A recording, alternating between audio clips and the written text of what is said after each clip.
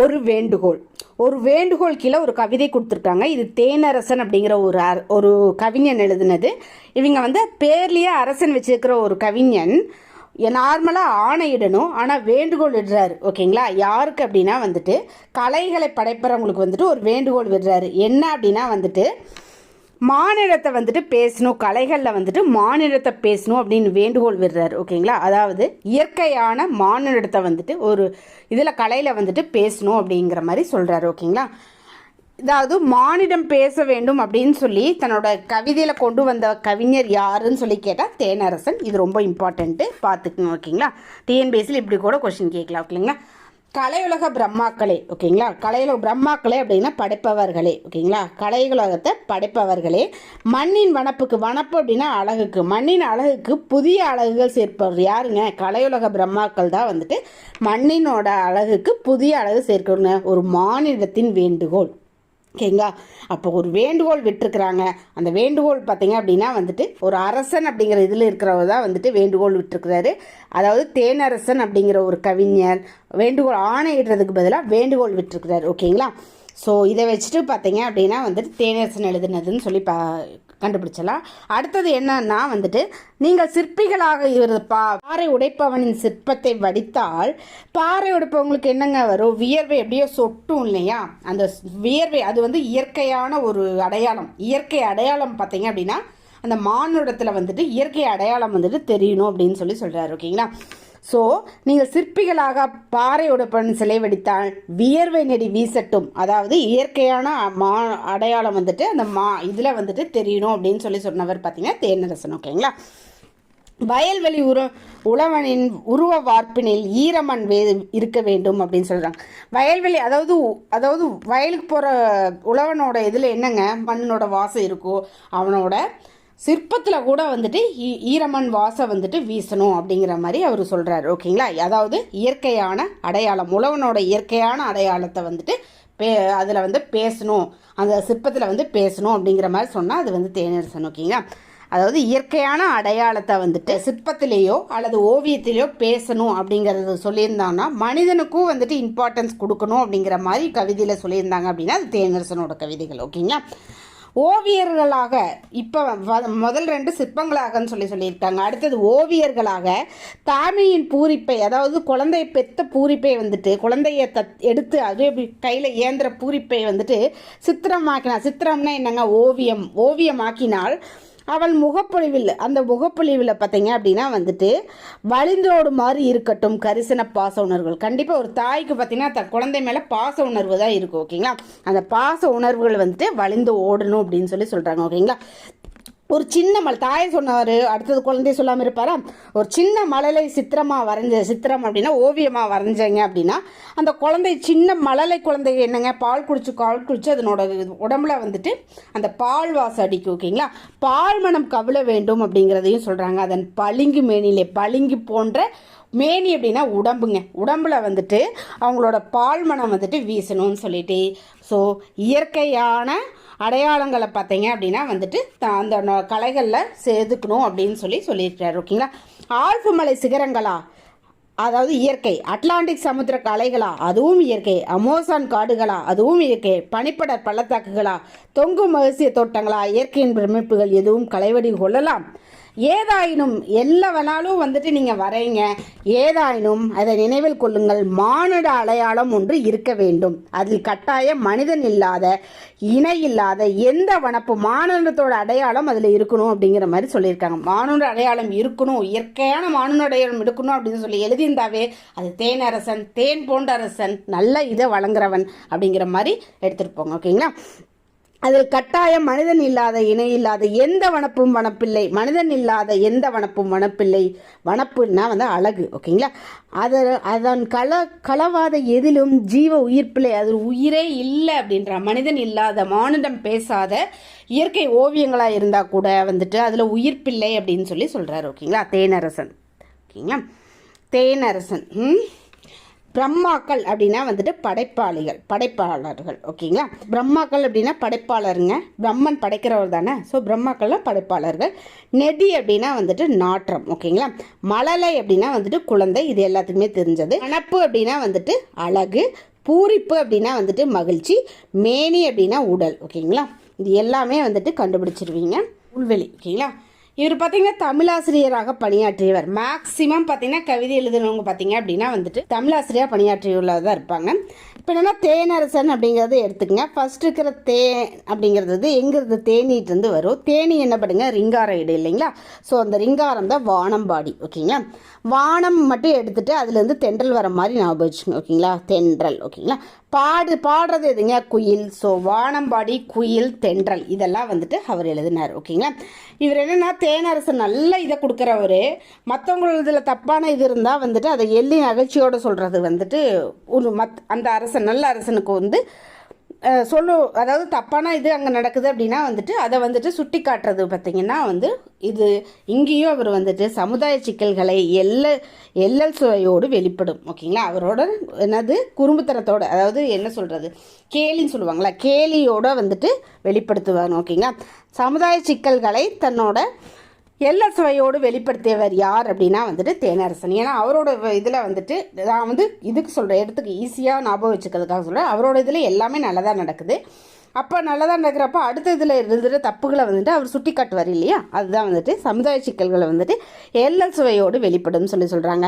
இவர் வந்து இயற்கையோடு கலந்தவர் இல்லைங்களா, அதனால் வந்துட்டு அவரோட வாசல் கூட பார்த்திங்கன்னா காரத்தார் இல்லாமல் கார அப்படிங்கிற மாதிரி எதுவுமே போடாமல் மண் வாசலாக இருக்குது. அப்படி அவங்க ஊரில் வந்து அவரோட ஆட்சியில் மண் வாசலாக இருக்குது.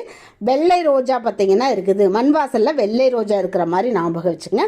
அந்த வெள்ளை ரோஜாவுக்கு மழை வேணும் இல்லையா, பெய்து பழகிய மேகம். ஓகேங்களா, எப்பவுமே பெஞ்சிட்டே இருக்குது, அது வந்து பெய்து பழகிய மேகம். ஓகேங்களா, ஸோ மண் வாசல், வெள்ளை ரோஜா, பெய்து பழகிய முலம் இது எல்லாமே பார்த்தீங்கன்னா தேனரசனோடது. ஓகேங்களா, தேனரசனுக்காகவே மேகம் பார்த்தீங்கன்னா பெய்து பழகிய மேகம் ஆயிடுச்சு. ஓகேங்களா, இது பார்த்தீங்கன்னா பெய்து பழகிய மேகம் அப்படிங்கிறதுலேருந்து எடுத்துருக்குறாங்க. ஓகேங்களா, இந்த கவிதை வந்துட்டு பெய்து பழகிய மேகம் அப்படிங்கிற நூல்லேருந்து எடுத்துருக்குறாங்க. ஓகேங்களா, அடுத்தது பாத்தியும் குதிரையும். ஓகேங்களா, கீரை பாத்தியும் குதிரையும் பார்த்தீங்கன்னா ஒரு வேர்ட் கொண்டு வந்து அதுக்கும் இதுக்கும் வந்துட்டு ஒரே வேர்டில் இந்த ரெண்டுக்கும் மீனிங் சொல்கிறதா வந்துட்டு இரற்ற மொழிதல். ஓகேங்களா, இரற்ற மொழிதல் அப்படின்னாவே வந்துட்டு ரொம்ப ஃபேமஸ் யார் அப்படின்னா காவி காலமேகம் அப்படிங்கிறதா வந்துட்டு ஃபேமஸானவர். ஓகேங்களா, காலமேகம், அவரோட இயற்பெயர் வந்து வரதன். ஓகேங்களா, காலமேகம் அதாவது மேகம் மழை பொழியறது போல, காலம் அப்படின்னா வந்து கருத்த மேகம், கருத்த மேகம் மழை பொழியது போல் வந்துட்டு கவி பாடும் திறனுடையதால் வந்துட்டு இவருக்கு வந்துட்டு காலமேகம் அப்படிங்கிற பேரும் இருக்குது.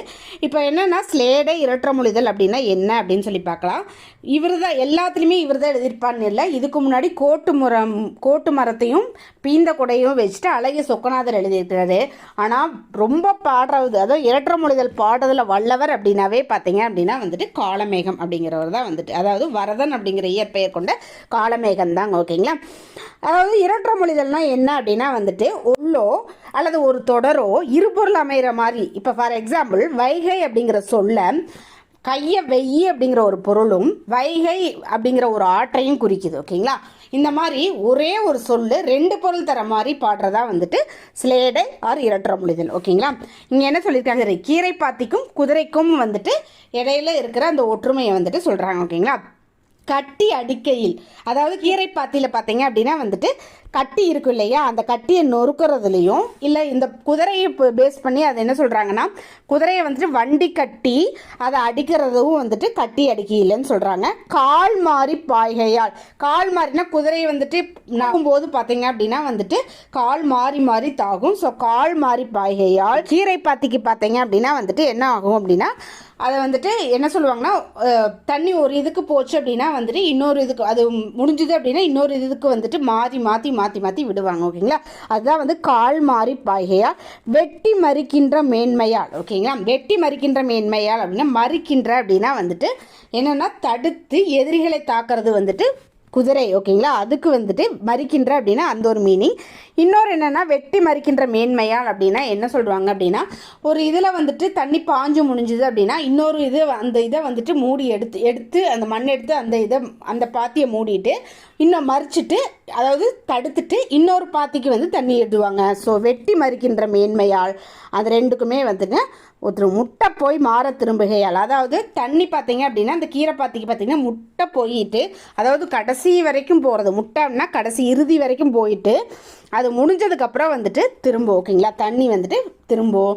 அதுக்கப்புறம் பார்த்தீங்க அப்படின்னா என்ன பண்ணும் அப்படின்னா எங்கே போகணுமோ அந்த இடத்துக்கு இறுதி வரைக்கும் போயிட்டு திரும்பும். ஸோ அது குதிரையும் கீரை பாத்தியும் ஒன்று அப்படின்றாங்க. வன்கீரை பாத்தியுடன், வன்கீரை அப்படின்னா வளமையான கீரை பாத்தியுடன் ஏறப்பரியாகும், பரி வந்துட்டு சமமாக இருக்கும், அதாவது ஒன்னோட இதாக இருக்கும் அப்படிங்கிற மாதிரி சொல்கிறாங்க. பரி அப்படின்னா வந்துட்டு குதிரை ஓகேங்களா. வன்கீரை அப்படின்னா வந்துட்டு வளமான கீரை ஓகேங்களா. வன்கீரை அப்படின்னா வந்துட்டு வளமான கீரை. முட்டை போய் என்னன்னா முழுதாக சென்று, மறித்தல் அப்படின்னா தடுத்தல் ஓகேங்களா.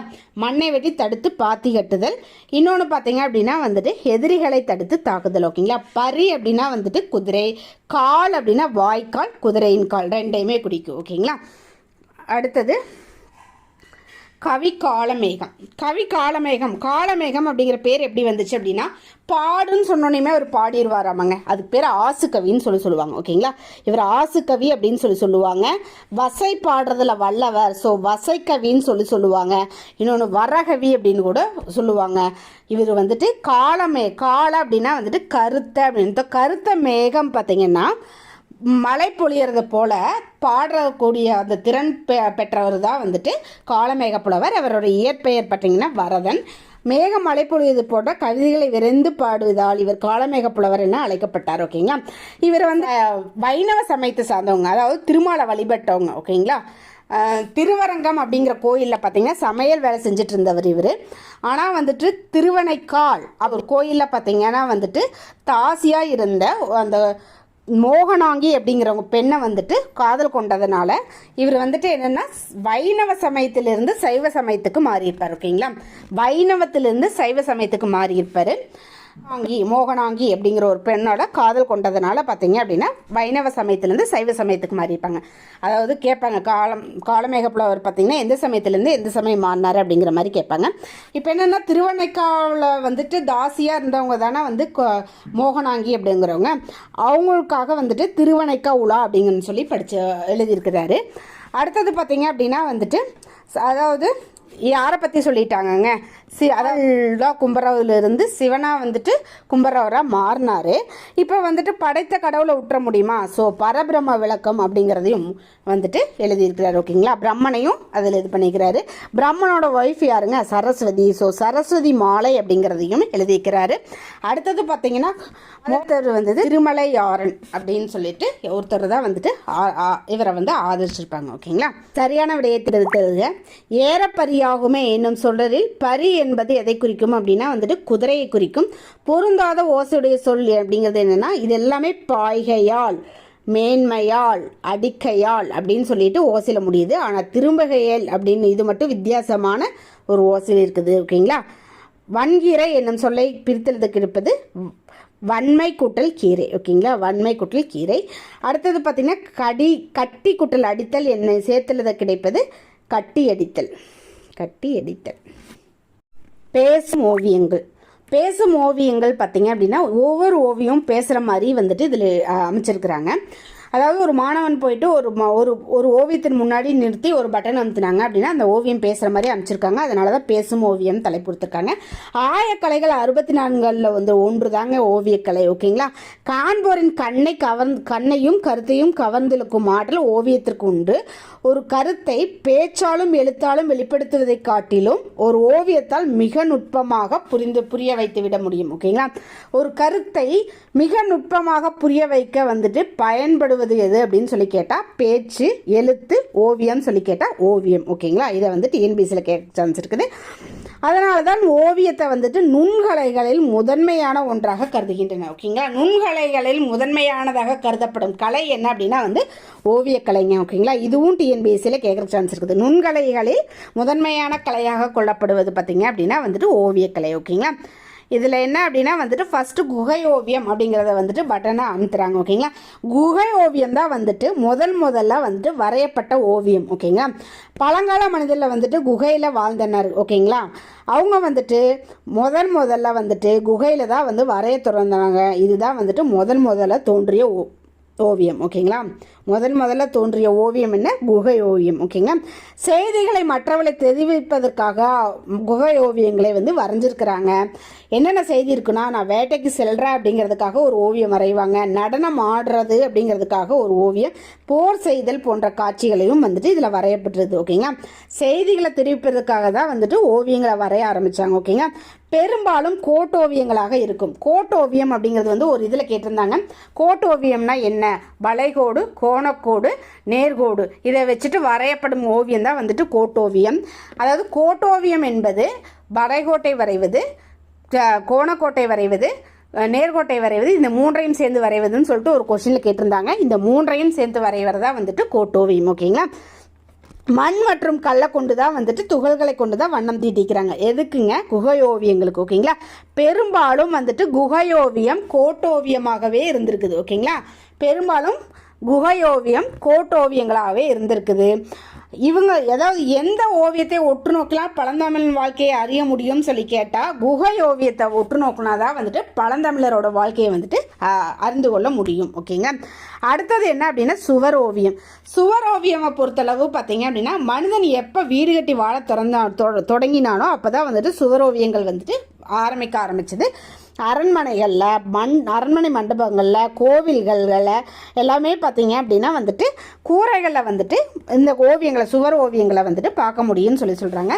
சுவர் ஓவியங்களை வரைகிறதுக்கு என்ன பண்ணுவாங்கன்னா, ஃபஸ்ட்டு ஆற்று மணல் இருக்குது இல்லைங்களா, இது ரொம்ப இம்பார்ட்டண்ட். சுவர் ஓவியங்கள் வரைவதற்கு எதை கொண்டு சமன்படுத்துவாங்க அப்படின்னா, ஆற்று ஓவியங்களையும் சுண்ணாம்பையும் கொடுத்து தான் வந்துட்டு ஆசுகவி அப்படிங்கிறது நான் வச்சுக்கோங்க. ஆசுங்கிறது ஆற்றையும், சூங்கிறது சுண்ணாம்பையும் வந்துட்டு சேர்த்து தான் வந்துட்டு இந்த சுவர் இதை வந்துட்டு சமப்படுத்துவாங்க. சுவர் ஈரமாக இருக்கிறப்பவே வரைவாங்க. சில டைம் சுவர் உலர்ந்ததுக்கப்புறமும் வரைவாங்கன்னு சொல்கிறாங்க.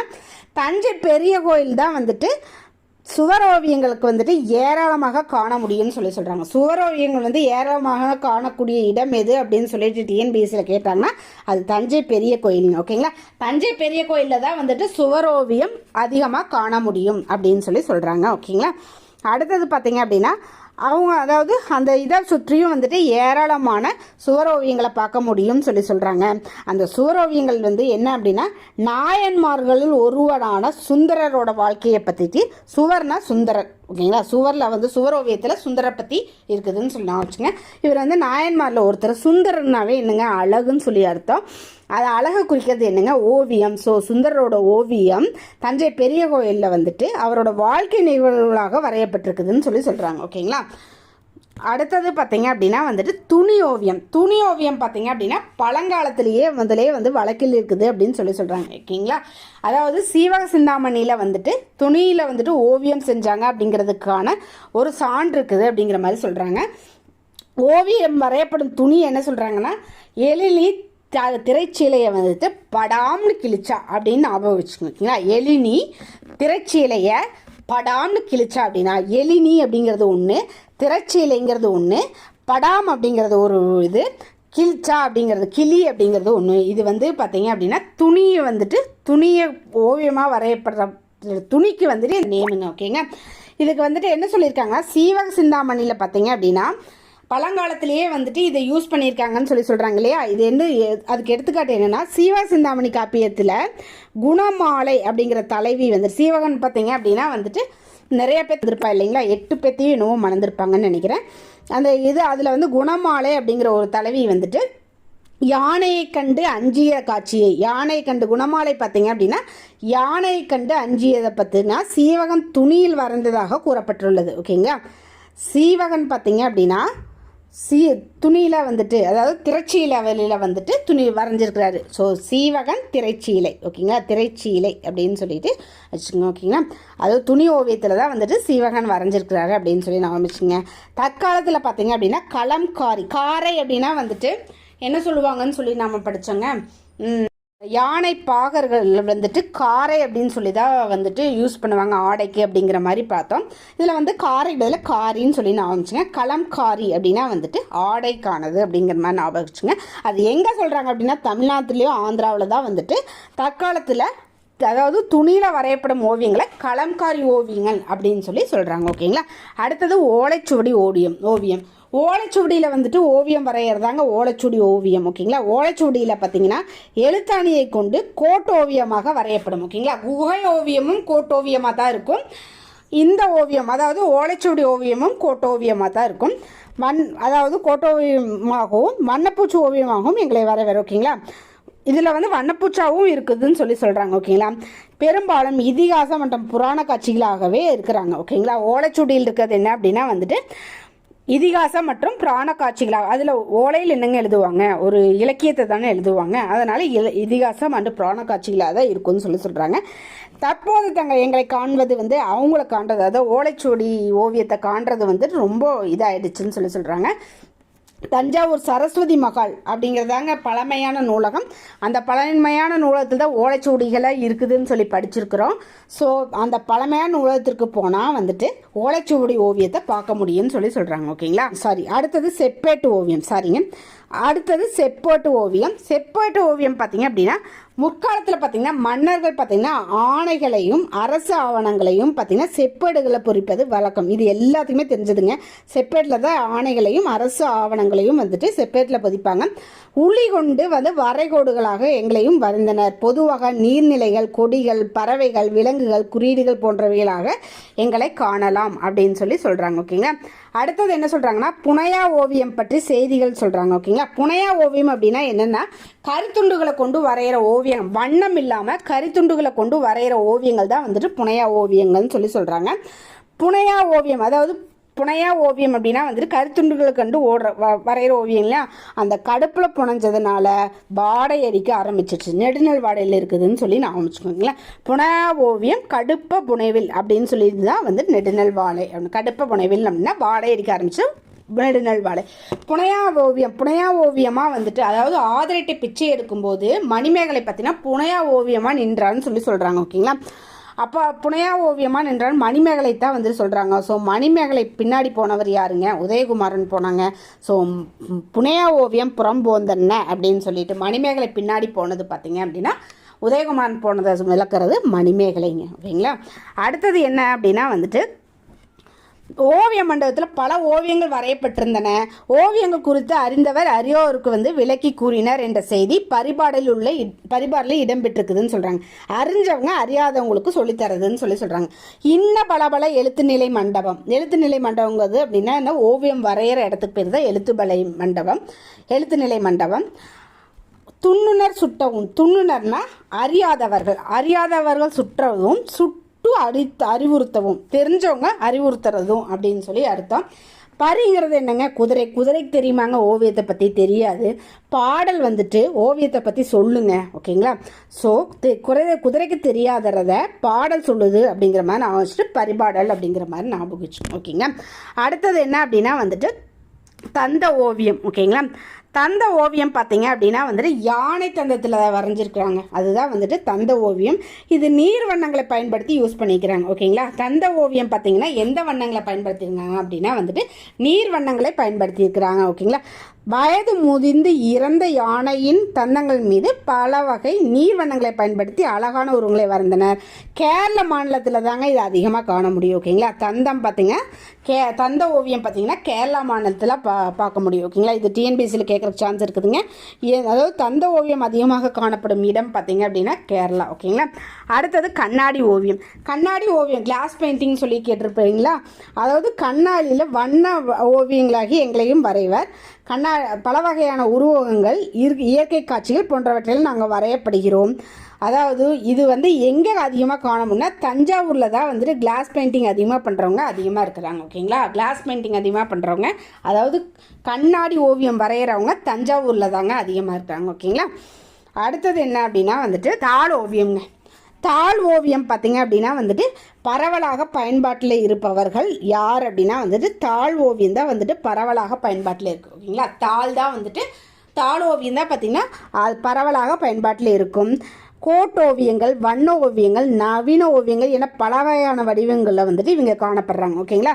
கோட்டோவியங்கள் அப்படின்னா என்ன, கோணக்கோடு, நேர்கோடு, வளைகோடை கொண்டு வருது. வண்ணத்தை கொண்டு இது பண்ணுறது பார்த்திங்கன்னா வண்ண ஓவியங்கள். நவீன இதை வந்துட்டு அதாவது புதுமையான கருத்துக்களை வந்துட்டு அதில் புகுத்தி இது பண்ணுறது பார்த்திங்கன்னா நவீன ஓவியம். இது எல்லாத்தையுமே பார்க்க முடியும்னு சொல்கிறாங்க.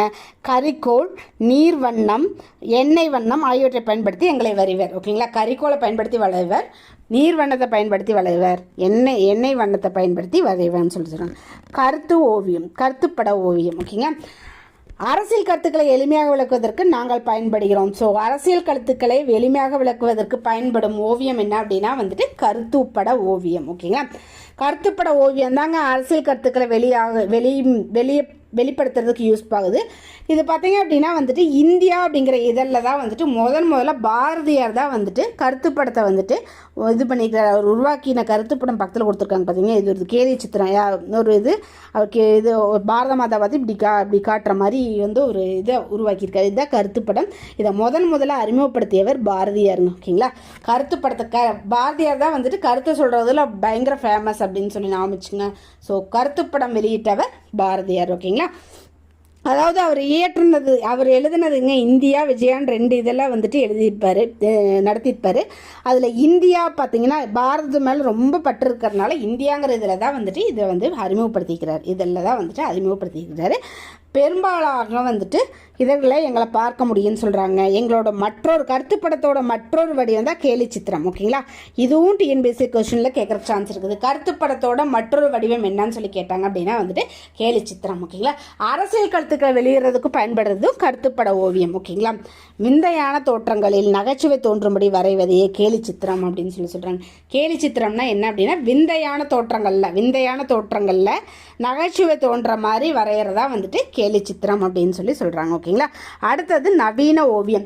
ஓவியங்களில் வந்துட்டு மிக புதுமையான வடிவமாக நாங்கள் வெளிகிறோம். புது கருத்துக்களை வந்துட்டு வெளிப்படுத்துமாறு எங்களை வரைகின்றன.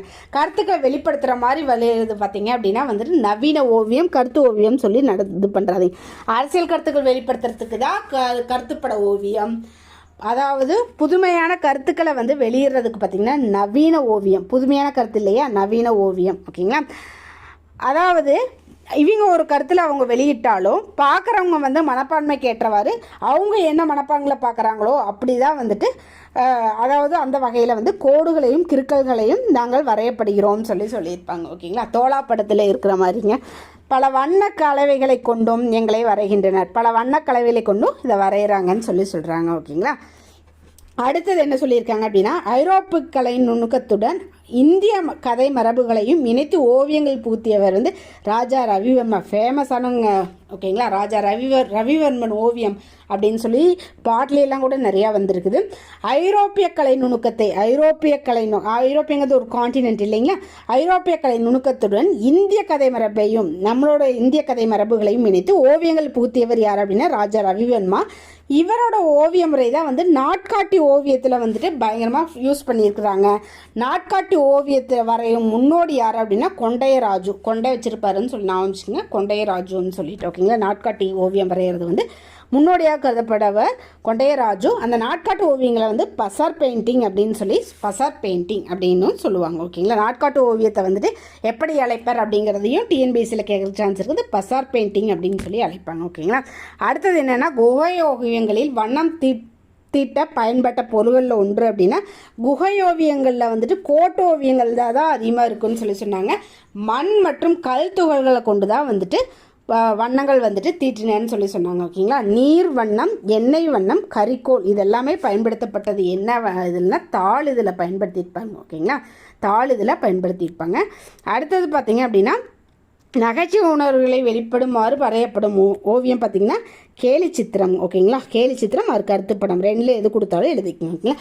கோட்டோவியம் அப்படின்னா வந்துட்டு கோடு கூட்டல் ஓவியம், கோட்டோவியம். மெல்லிய கோடுனால வரைகிறதாங்க கோட்டோவியம். ஓகேங்களா. அடுத்தது செப்பேடு என்பது கொடுக்குறது. இது சொல்லை பிரித்தெழுத கிடைப்பது செப்பு கூட்டல் ஏடு. ஓகேங்களா. செப்பு கூட்டல் ஏடு. ஓகேங்களா. எழுத்து கூட்டல் ஆணி என்பது சேர்த்தெழுத கிடைப்பது எழுத்தாணி. கருத்துப்படங்களை அறிமுகப்படுத்தியவர் பார்த்திங்கன்னா பாரதியாருங்க. ஓகேங்க. பாரதியார். கலம்காரி ஓவியம் என்று அழைக்கப்படுவது துணியில் வரைகிற ஓவியங்கள் தான் வந்துட்டு கலம்காரி ஓவியங்கள்னு சொல்கிறோம். இது தமிழ்நாட்டிலும் ஆந்திராவிலும் தற்போது கலம்காரி ஓவியங்கள்னு சொல்லி சொல்கிறாங்க. ஓகேங்களா, துணியில் வரையப்படும் ஓவியம். மன்னர்கள் ஆணைகளையும் அரசாணைகளையும் செப்பேடு மீது பொறித்து பாதுகாத்தனர். ஓகேங்களா, செப்பேடில் பொறித்து பாதுகாத்தனர்.